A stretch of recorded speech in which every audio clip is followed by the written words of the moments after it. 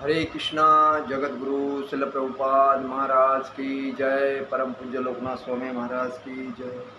नमो विष्णुपादाय कृष्ण प्रेष्ठाय भूतले श्रीमते भक्ति वेदांत स्वामी नीति नामिने। नमस्ते सारस्वते देवे गौरवाणी प्रचारिणे निर्विशेष शून्यवादी पाश्चातदेश तारणे। जय श्री कृष्ण चैतन्य प्रभु नित्यानंद श्री अद्वैत गदाधर शिवासादि गौरभक्तवृंद। हरे कृष्णा कृष्णा कृष्णा हरे हरे, हरे राम राम राम हरे हरे। हरे कृष्णा कृष्णा कृष्णा हरे हरे, हरे राम राम राम हरे हरे।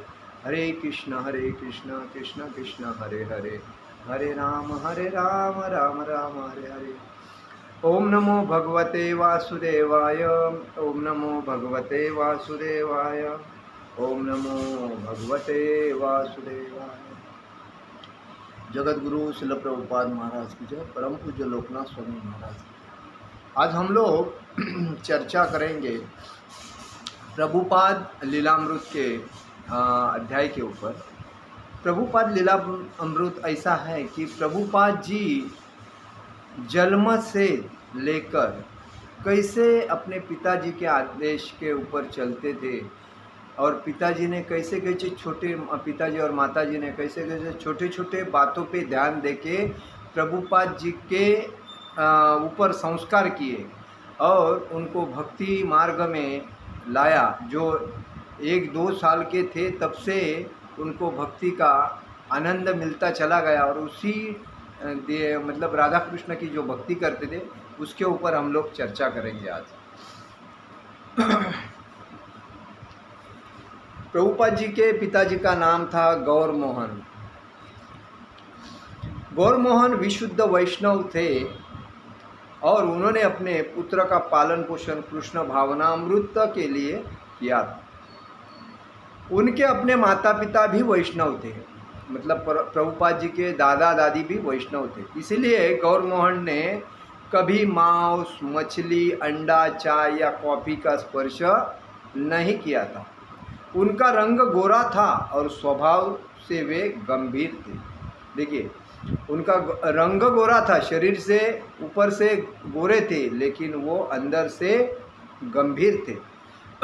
रात में वे अपने कपड़े की दुकान बंद करते तो उसके बीच फर्श पर भात का एक कटोरा रख देते थे। भात का कटोरा किसके लिए? चूहे वगैरह के लिए कटोरा रख देते थे, ताकि चूहे उसे खाकर संतुष्ट हो जाए और भूख के कारण वे कपड़े न कुतरे, फिर मतलब कपड़े खराब नहीं करे, काटे नहीं। फिर वे घर लौटते थे। घर पर वे चैतन्य चरितामृत और वैष्णव बंगालियों के मुख्य धर्मग्रंथ श्रीमद् भागवतम का पाठ करते थे। मंत्रोच्चार के साथ माला जपते थे और भगवान कृष्ण के अर्चा विग्रह की पूजा करते थे। वे कोमल स्वभाव और पुत्रवत्सल थे और अभय को कभी दंड नहीं देते थे। जब कभी विवश होकर अभय को उन्हें समझाना होता तो पहले वे क्षमा याचना करते थे। देखिए, आजकल के माता पिता बच्चों को डांटते हैं, मारते हैं, लेकिन प्रभुपाद जी के पिताजी क्या करते थे? पहले उन्हें समझाते थे। क्या समझाते थे? कि तुम मेरे पुत्र हो, इसलिए मेरा तुम्हें समझाना आवश्यक है, यह मेरा कर्तव्य है। चैतन्य महाप्रभु की पिताजी भी उन्हें ताड़ना देते थे, इसीलिए बुरा न मानना। क्या बोलते थे? कि आप मेरे लाडले पुत्र हो, मेरा कर्तव्य आपको समझाना, तभी आप गुस्सा नहीं करना, क्योंकि चैतन्य महाप्रभु के पिताजी भी उनको समझाते थे, तो बुरा मत समझना। तो शिल प्रभुपाद जी कहते हैं, मेरे पिताजी की आमदनी 250 रुपये थी, किंतु अभाव का कोई प्रश्न ही नहीं था, मतलब कोई चीज़ की कमी नहीं थी। आम के तो मौसम में जब हम बच्चे थे हम खेलते हुए घर में दौड़ते फिरते और इस दौड़ भाग में हम आम झपट लेते थे। दिन भर हम आम खाते रहते थे। हमें यह सोचने की ज़रूरत न होती क्या मैं एक आम ले सकता हूँ। पिताजी बराबर हमारे लिए सदैव भोजन की व्यवस्था करते थे। तब आम 1 रुपया दर्जन के हिसाब में बिकते थे। मतलब तभी आम कितना था, 1 रुपया दर्जन। दर्जन का मतलब क्या होता है, 12 आम। सादा जीवन उच्च विचार, यही उनके पिताजी की रहनुमान थी। जीवन सादा था किंतु सब चीज़ें पर्याप्त थी। हम मध्यम वर्ग के थे किंतु हर दिन हमारे यहाँ 4-5 मेहमान आते रहते थे। इसके लिए घर में मेहमान आते हैं तो अतिथि देवो भव इसे कहते हैं। क्यों? तो वो मेहमान भगवान का रूप होता है। घर में आते जाते रहेगा तो घर का वातावरण शुद्ध होता है। मेरे पिताजी को 4 बेटियों का ब्याह करना पड़ा। मतलब उनके पिताजी ने कितने, 4 बेटियों का ब्याह किया, लेकिन उन्हें कोई कठिनाई नहीं हुई। यह ठीक है कि जीवन बहुत भोग विलास पूर्ण नहीं था। मतलब उन्होंने अपने जीवन में एंजॉयमेंट नहीं किया, ठीक है, किंतु खाने पहनने या रहने की कोई कठिनाई नहीं थी। प्रतिदिन 2.5 किलो दूध आता था। कितना? 2.5 किलो। इसलिए बच्चों को दूध पिलाना जरूरी है, क्योंकि जब बच्चे सुदृढ़ होते हैं किससे, दूध से, तो दूध घर में लाना जरूरी है। आज बच्चे लोगों को चाय पहला पिलाते हैं, दूध का बात ही छोड़ो। तो चाय जीवन को बर्बाद करती है, शरीर को बर्बाद करती है, तो इसीलिए दूध पिलाना जरूरी है। पिताजी फुटकर खरीदना पसंद नहीं करते। मतलब थोड़ा थोड़ा खरीदना अच्छा नहीं उनको लगता था। अतः साल भर के लिए कोयल गाड़ी के हिसाब से खरीदते थे। मतलब एक साथ साल भर का खरीदते थे। हम सुखी थे। ऐसा नहीं था कि हमारे पास मोटर कार नहीं थी इसलिए हम दुखी हो। मेरे पिताजी कहा करते थे भगवान के 10 हाथ है। देखिए उनके पिताजी क्या करते थे, कहते थे कि भगवान के 10 हाथ है। यदि वे तुमसे कोई वस्तु छीन लेना चाहते हैं तो 2 हाथों से तुम कितना विरोध कर सकते हो। मतलब भगवान के 10 हाथ है, हमारे 2 हाथ है, तो अगर 10 हाथों से हमारे से कोई छीन सकता है तो हम 2 हाथों से क्या कर सकते हैं। और यदि वे तुम्हें 10 हाथों से देना चाहते हैं तो 2 हाथों से तुम कितना ग्रहण कर सकते हो। अगर भगवान 2 हाथों से 10 हाथों से आपको देना चाहते हैं तो आपके 2 हाथों से कितना लोगे। मतलब यही है, जब भगवान देते हैं तो छप्पर फाड़ के देते हैं, और जब परीक्षा आती है तो आदमी को तकलीफ होती है। तो परीक्षा जब भगवान लेते हैं भक्ति में, तब सहनशीलता रखनी जरूरी है। कितना भी भगवान परीक्षा लेने दो, ले भगवान जितना परीक्षा ले लो, कंगाल करो वाना नहीं, लेकिन जिस दिन भगवान आपके ऊपर मेहरबान हो जाएंगे तभी आपका छप्पर फाड़ के धन दौलत मिलती रहेगी और भक्ति में प्रगति होती रहेगी। मेरे पिताजी कुछ देर से उठते थे, 7 या 8 बजे के आसपास। तब स्नान के बाद वे सामान खरीदने बाजार चले जाते थे। उसके बाद 10 बजे से तीसरे पहर के 1 बजे तक वे पूजा करते थे। मतलब कितना, 10 बजे से 1 बजे तक पूजा करते थे। तब वे दोपहर का भोजन करते थे और व्यवसाय के लिए निकल जाते थे। दुकान में 1 घंटा विश्राम करते थे। मतलब दुकान में भी 1 घंटा आराम करते थे दोपहर के टाइम पे। दुकान से वे रात के 10 बजे घर वापस आते थे। कितना बजे?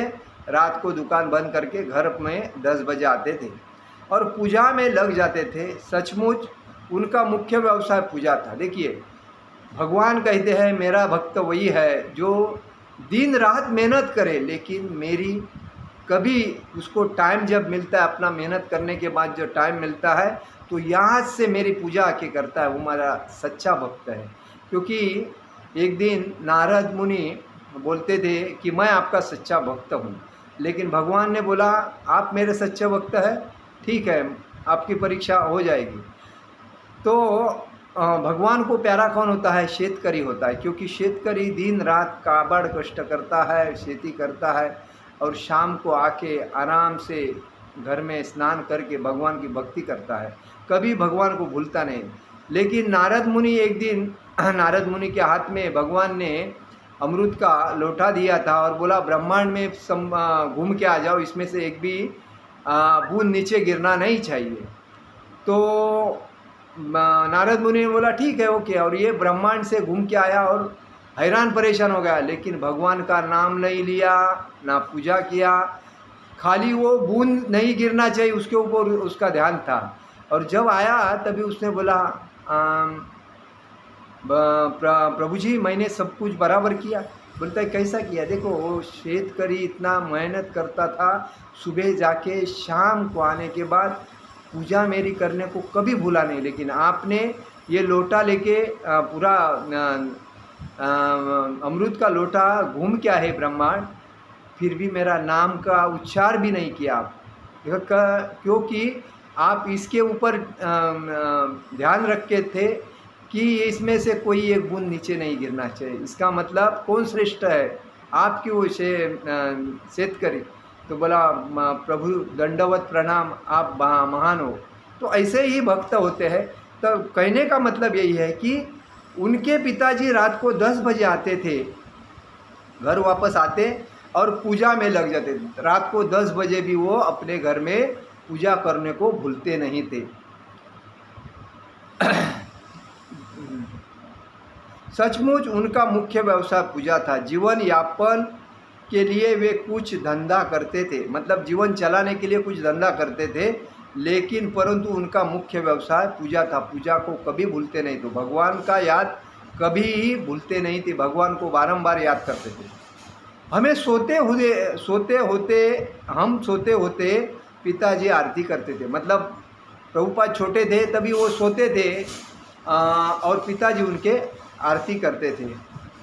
घंटी का टन सुनकर हम जाग जाते थे और देखते थे कि पिताजी कृष्ण को नमन कर रहे हैं। देखिए, तो आदमी आजकल बोलता है मुझे मरने के लिए टाइम नहीं, मुझे पूजा करने के लिए टाइम नहीं, मुझे चैंटिंग करने के लिए टाइम नहीं है, मेरे पास पूरा दिन मैं मेहनत करता हूँ, रात को आता हूँ तो बिस्तर पढ़ता हूँ, सो जाता हूँ।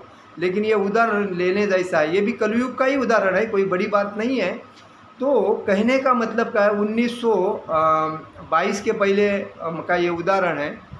तो ये बात ऐसा है कि हम बोलते हैं हमारे पास टाइम ले, जब भगवान के भक्ति का जिसको आस है वो बंदा कैसा भी करके अपनी भक्ति, भले वो रात हो जावे लेकिन भाई प्रथमता भक्ति करेगा। सुबह में आदमी उठने के बाद, नहा के बाद आदमी ने 10 मिनट भगवान की पूजा करना चाहिए, या जल्दी अगर जाता है काम पे तो रात को आने के बाद भी तो पूजा करना चाहिए, लेकिन पूजा करने के लिए भूलना नहीं चाहिए, क्योंकि भगवान हमारे साथ होते हैं। भगवान यही कहते हैं कि मैं तुम्हारे साथ हूँ, तुम मुझे भूल गया लेकिन बाकी माया के चक्कर में मुझे भूल पूर्णता गया, क्योंकि मैं तुझे संभाल रहा हूँ।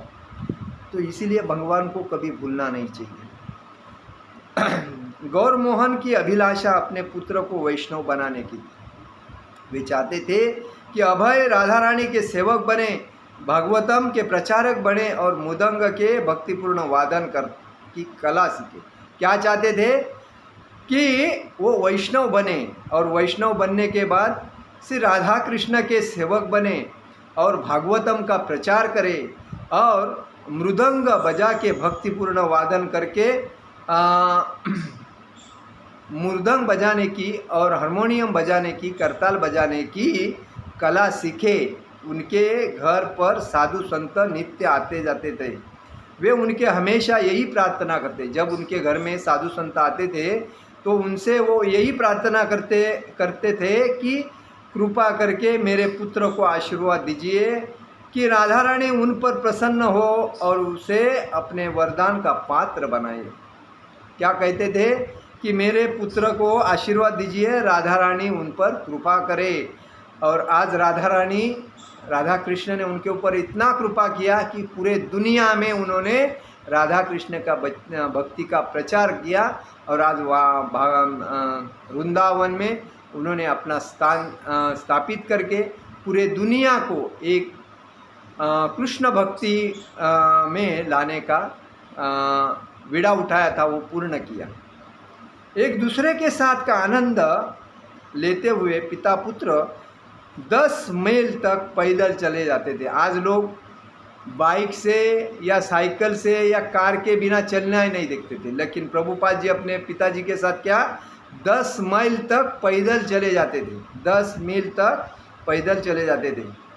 इस प्रकार ट्राम का 5 पैसा भाड़ा था, मतलब उधर का जो वाहन था उसका कितना भाड़ा था, 5 पैसा भाड़ा था उसका।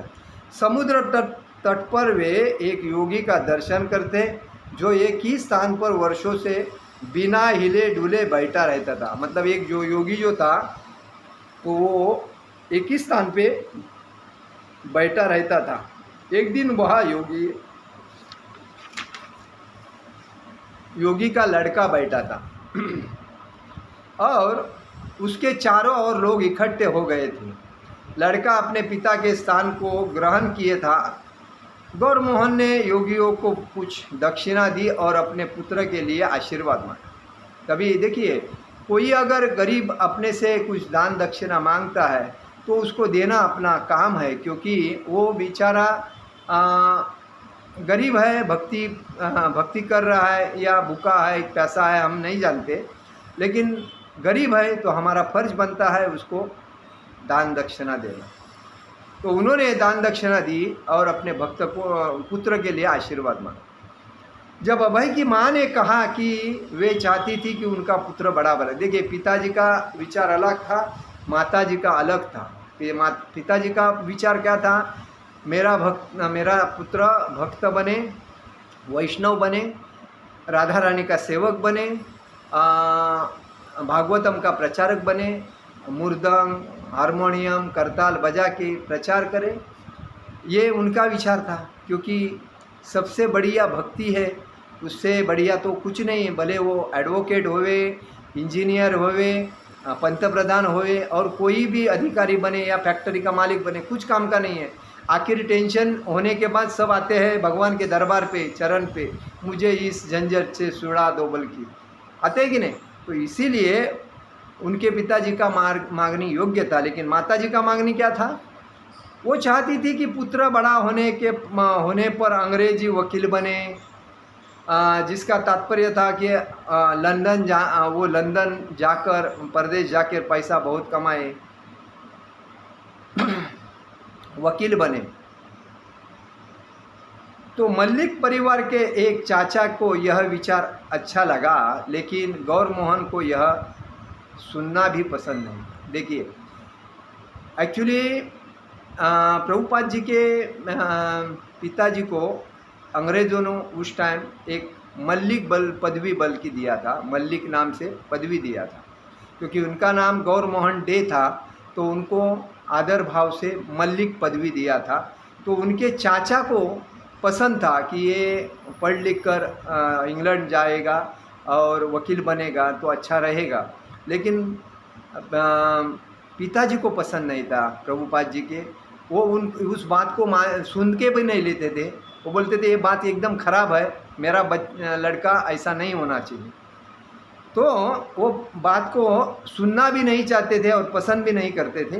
वे सोचते थे यदि अभय इंग्लैंड गया तो वह यूरोपियन वेशभूषा और रंग ढंग से प्रभावित हो जाएगा, शराब पीता औरतों के पीछे भागना सीख जाएगा। यही परदेशी लोग यही करते हैं ना, शराब पीते हैं, ड्रग्स लेते हैं, औरतों को यूज़ करते हैं और गंदा गंदा काम करके अपने शरीर की वाट लगाते हैं। लेकिन जब प्रभुपाद जब गए भक्ति का प्रचार करने, तभी करोड़ों लोगों को सुधार लिया। उधर की रथ यात्रा निकाल के, जगन्नाथ की रथ यात्रा निकाल के लोगों को ऐसा सिखाया कि आप जो जी रहे हो वो गलत है, लेकिन ये मैंने आपको सिखाया वही आपको भागवत धाम लेके जाएगा और आपका शरीर अच्छा रहेगा, विचार अच्छा रहेगा और एक वैष्णव बन के आप जिएंगे तो आपको मान सम्मान बहुत मिलेगा। यही प्रचार प्रभुपाद ने किया। तो गौर मोहन ने आपत्ति की, उन्होंने एक्शन लिया कि मुझे कमाई नहीं चाहिए। उन्होंने क्या बताया अपने चाचा को और पत्नी को, मुझे लड़के की कमाई नहीं चाहिए। अभय के बचपन से ही गौरमोहन ने अपनी योजना लागू कर दी। उन्होंने एक पेशेवर मृदंग वादक को रखा था। उन्होंने अपने घर में एक मृदंग वादक जो मास्टर था उनको अपने घर में रखा था। अभय को कीर्तन की संगत वाली मानक ताले सिखाता था, मतलब वो आदमी उनको संगीत सिखाता था। रजनी को इसमें संदेह था, ऐसे छोटे बच्चों को मृदंग सिखाने से क्या लाभ है। उनकी पत्नी रजनी जी, गौरमोहन मतलब पिता प्रभुपाद जी की माता रजनी नाम था, उनको वो लगता था कि ये छोटे बच्चों को मृदंग सिखा के क्या फायदा मिल जाएगा। वो बोलते थे ऐसे क्या लाभ है, यह जरूरी नहीं है कि। लेकिन गौरमोहन एक ऐसे पुत्र का स्वप्न देखते थे जो भजन गाते, मृदंग बजाते और श्रीमद् भागवत का प्रचार करते बड़ा होगा। देखिए, पिताजी, हर पिताजी का एक स्वप्न होता है अपने लड़के के, पुत्र के बेसिस पे, क्योंकि अपना लड़का एक भक्त बने और वो भक्ति का प्रचारक बने और लोगों को भक्ति में लाकर एक भगवान के पार्षद बनावे। इसीलिए सबसे श्रेष्ठ भक्ति है। तो उनके पिताजी का स्वप्न क्या था, जो भजन गाते, मृदंग बजाते और श्रीमद् भागवतम पर प्रवचन करते, अपना लड़का बड़ा हो जाए। जब अभय मृदंग बजाने बैठते तो अपने दाहिने और बाह्य बाजुओं को पूरी तरह फैलाने पर भी उनके छोटे छोटे हाथ ढोलक के केवल सिरों पर ही पहुंच जाते थे। देखिए, प्रभुपाद जी इतने छोटे थे तभी से अपने पिताजी ने उनको ढोलक मतलब मृदंग बजाने सिखाया, तभी उनके हाथ भी नहीं पहुंचते थे उस मृदंग के ऊपर, फिर भी वो अपने लड़के की इच्छा पूरा कर रहे थे और उसको एक आध्यात्मिक मार्ग पे चला रहे थे। उनके हाथ भी नहीं पहुंच रहे थे। शिक्षक की आज्ञा का अनुकरण करते हुए वे दाहिने कलाई से हाथ भर ठेका ले देते थे और उंगलियां से ऊंचा स्वर उत्पन्न करते थे। तीनी तीनी था, तीनी तीनी ता। और तब ढोलक के बाएं सिर पर एक खुला बायां हाथ मारते थे।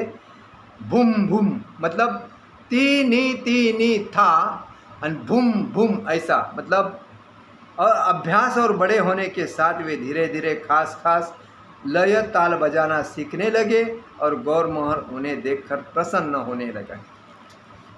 देखिए, कहने का मतलब यही है, हम लोग बोलते हैं कि पढ़ाई करके बच्चा पढ़ लिख कर अंग्रेजी बोलेगा, सीखेगा और ग्रेजुएशन करेगा, MBA करेगा, डिप्लोमा करेगा, जो भी करेगा, और बाद में उसको अच्छा नौकरी मिलेगी और बाद में वो सैलरी अच्छा लेगा, बाद में मेरे पास बंगला रहेगा, गाड़ी रहेगी, प्रॉपर्टी रहेगा, बैंक बैलेंस रहेगा। ये सब नाशवंत है। आज तक जितने लोगों ने ये सपने साकार किए, कोई सुखी है? कोई नहीं सुखी है। हाँ, जब गौरमोहन डे प्रभुपाद जी के पिताजी ने जो विचार किया था, वही आदमी आज दुनिया में सुखी है। कौन? जो भक्ति कर रहा है, भक्ति का प्रचार कर रहा है, भागवतम का प्रचार कर रहा है, प्रवचन दे रहा है, भजन कीर्तन कर रहा है और भगवान के साथ जुड़ा है भक्ति में। वही आदमी इस दुनिया में आनंद से, सुखी से जी रहा है और लोगों को प्रवचन दे के लोगों को बता रहा है कि आप भी भक्ति में आ जाओ, भक्ति करो। भक्ति के बिना मुक्ति नहीं है, नहीं तो फिर 84 लक्ष योनि में आप भी घूमते रहोगे। पुनरस जन्म पुनरस मरण, ये जो चक्कर है वो कभी समाप्त नहीं होगा। ये प्रॉपर्टी, माया, पैसा, संपत्ति, पद, ईर्ष्या, अहंकार, क्रोध, लोभ, ये सब वेस्ट है, कुछ काम का नहीं है। लेकिन जब अगर दिल से, मन से, अगर शांत ध्यान से भक्ति करोगे तो आपका जीवन सर्व संपन्न सुखी है। उससे बेटर इस दुनिया में कुछ नहीं है। इसीलिए प्रभुपाद ने अपने पिताजी की बात मानकर गुरु की बात मानकर आज पूरे दुनिया में 850 मंदिर के ऊपर इस्कॉन की स्थापना करके मंदिर बने हैं और राधा कृष्ण के भक्ति का ही प्रचार हो रहा था और हो रहा है। तो प्रभुपाद ने यही कहा है कि जब भक्ति करेगा व्यक्ति तो उसको कोई टेंशन लेने की ज़रूरत नहीं। जब भक्ति नहीं करेगा, माया के पीछे भागता रहेगा, तो वो हमेशा टेंशन में रहेगा, जीता रहेगा, कुछ जीने को उसका ये नहीं है, फ़ायदा नहीं है जीकर। तो भक्ति में आने के बाद ही आदमी संतुष्ट होता है, इसलिए भक्ति सर्वश्रेष्ठ है। हमारा कहने का मतलब यह है, भक्ति करो, मुक्ति पाओ। और हरे कृष्णा कृष्णा कृष्णा हरे हरे, हरे राम राम राम हरे हरे, भक्ति का गुणगान करके लोगों को भक्ति में लाओ और सुखी बनो। आज का मेरा प्रवचन यही समाप्त करता हूँ। हरे कृष्णा कृष्ण कृष्ण हरे हरे, हरे राम राम राम हरे हरे। जगत गुरु शिल प्रभुपाद महाराज की जय, परम पूज्य लोकनाथ स्वामी महाराज की जय, निताई गौर प्रेमानंदे, हरि हरि बोल।